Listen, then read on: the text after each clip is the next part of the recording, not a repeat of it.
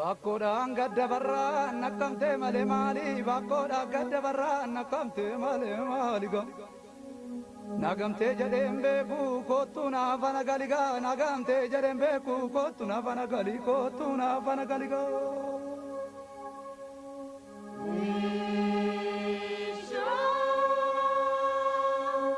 Bakoodhaan ol dabarraan horroko malee maali? Bakoodhaan ol dabarraan horroko malee maali? Nagamtee jedheen beeku kootu naafana gali. Nagamtee jedheen beeku kootu naafana gali. Kootu naafana gali.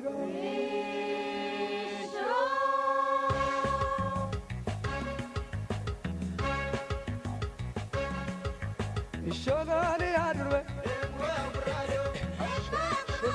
Ishololi adurbega,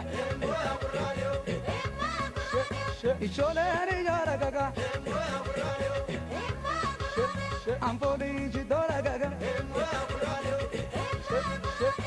Anavaru yaroga, Waroko chabokaga, Anavaru yaroga, Haroko chamokaga, Huriga shot,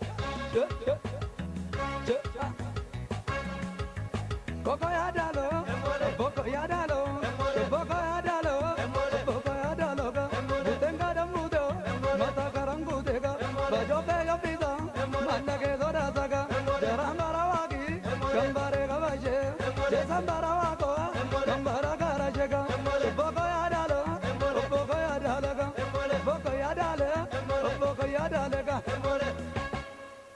She, she,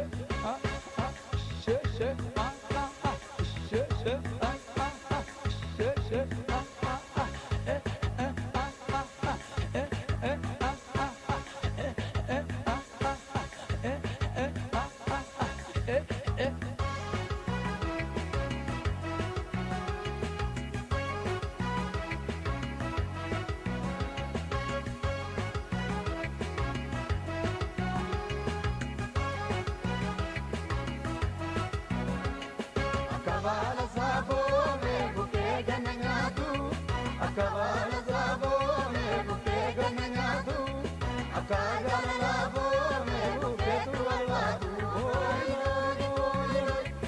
Akabala sabo me bukega nanyatu, Akabala sabo me bukega nanyatu, Akagala labo me buketu alwatu.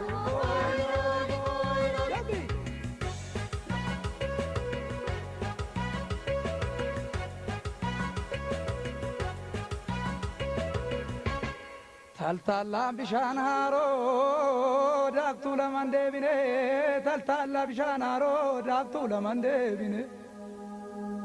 Erguma taltal jere annuna tindebine, Erguma taltal jere annuna tindebine, annuna tindebine go.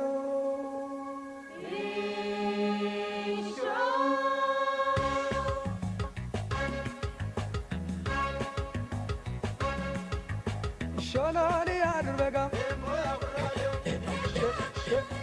Shololi adurbega,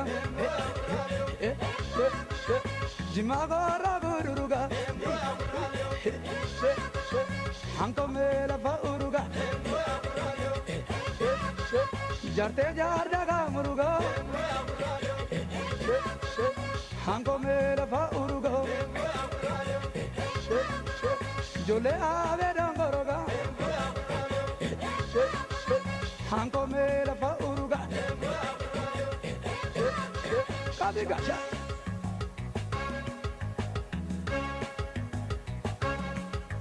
Boko yadalo, Boko yadalo, Boko yadalo, Boko yadalo, Mutanga da mute, Meta karangutega, Bajope yopido, Mandake dorazaga, Jarambarawagi, Gambare gavajaga, Jesambarawatiga,